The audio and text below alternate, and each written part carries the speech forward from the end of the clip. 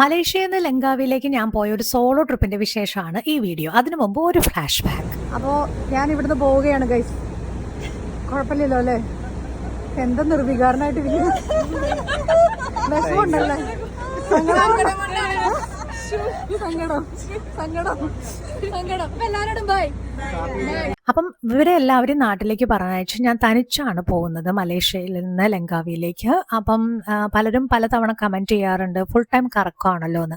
ആ ഒരു tour organiser എന്ന നിലയിൽ പുതിയ സ്ഥലങ്ങൾ കാണുക, പഠിക്കുക എന്നുള്ളതൊക്കെ എൻ്റെ ജോലിയുടെ ഭാഗമാണ്. പിന്നെ പൊതുവെ യാത്ര വലിയ ഇഷ്ടമാണ്. മലേഷ്യയിൽ നിന്ന് എയർപോർട്ടിലേക്ക് ഞാൻ ഇവിടെ നിന്നുള്ള ബസ്സിലാണ് പോയത്. കാരണം ചിലവ് ചുരുക്കലിൻ്റെ ഭാഗമായിട്ട് അങ്ങനെ ടിക്കറ്റ് എടുത്തു.